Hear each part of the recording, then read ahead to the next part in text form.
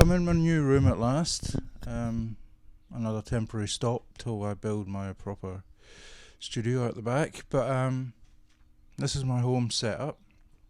So this is why I haven't had any videos up lately. I've been getting all this sorted out and getting in here and whatnot. So now that that's done, I thought I'd make a quick video, try and get back into things.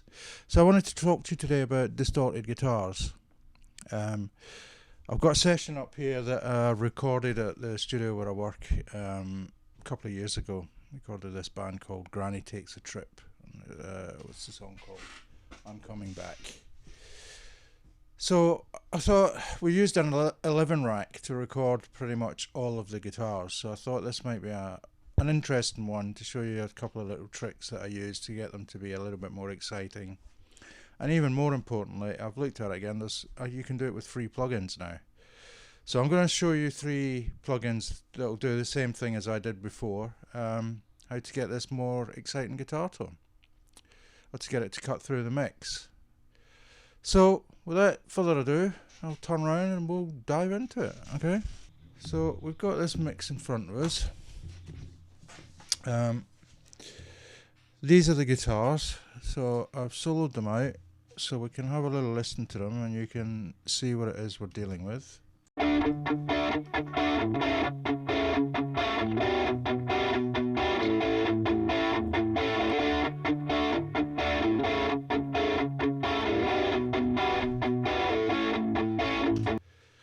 Okay, I mean they're not too bad at all, but they were just not quite cutting it in the mix. So first in the chain is Britson. This is a paid plugin. You could do this with another gain plugin. There's a JS plugins in the JS folder that you can use for free that'll do this. I've just high passed it a little bit. I think that's at about 100 hertz, and that's it. I've just backed off a little bit of volume on it, which actually for our purposes I might just put back for now. And that's it. That's just there as my standard. I always use it. Next I put in Nova. Now as you can see, I've high passed again. There wasn't really anything down there, but it was just to make sure, and as there wasn't anything down there I needed, I just wanted to make sure there was nothing there at all, any kind of mains hum or anything. So that said, then I found there was this kind of honky frequency between 400 and 500 hertz there. So if I bring this in, what I'll do is if I play the guitars, I'll switch out both of these, sorry, that one, and we can have a listen to it flat, and I'll bring it back in again. So yeah, we're on that.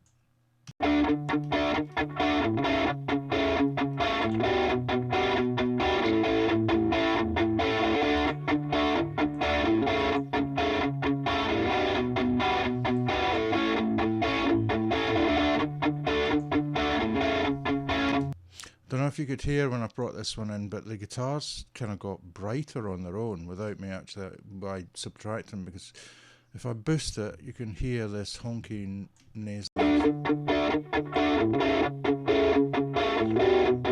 the chords there. Just bring that out. Just a couple of dB, 2 or 3 dB, and it cleans that up. So that's all I'm going to use this for. Now my next one is another freebie, would you believe it? And I'm just using this middle section here because I want to just do some broad strokes boosting. So I found out that about 3K was a nice area to boost it in. So if I switch it off and I'll bring it in.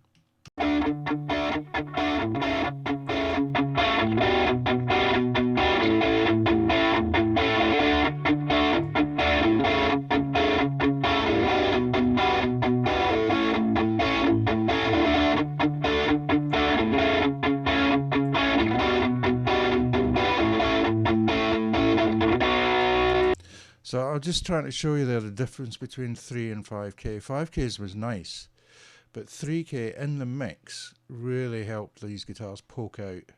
I've also just got an attenuation going on here at 20K. Sometimes with these, especially amps and distorted guitars, you can get a bit of fizziness up there in the very top end. So that's been in there. Another nice touch with this plugin is you can select different tubes. And I selected this one because it's a little bit brighter than the rest, so that was the reason behind that.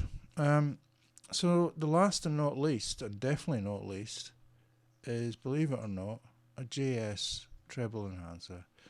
Notice that name there. There are a lot of Stillwell plugins in that JS folder that are exactly the same as the commercial versions.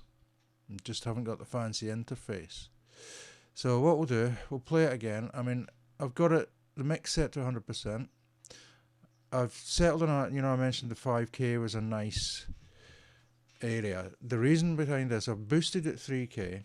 So my thinking is if I start adding some nice harmonics on the 5K end, which was also a nice boost, I'll get the 3K that helps poke it through the mix, but I will get that nice little help from that nice area in the 5K. And I mean, it's what, 8.8% I'm putting in. So you'll hear what will happen. I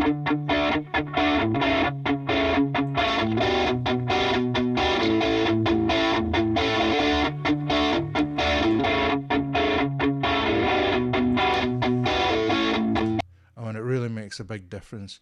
Now, I hear some guitarists screaming at me, oh my God, what about my guitar tone? You know, you've just ruined what I had. Well, yeah, I may have changed it, but when you hear it actually in the mix, which I'll do now, yes, it does change it slightly, but without it, it just doesn't poke through the mix. So let me just do a very rough mix stage, but we can have a listen. Now, I'll take the treble booster out and then I'll bring it in and you can see the difference.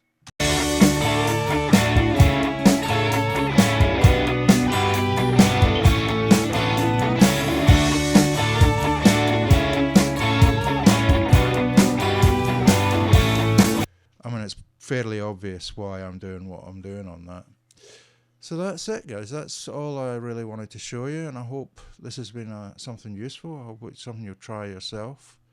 And I mean, don't forget to check those JS folders, because there's some little gems in there if you look.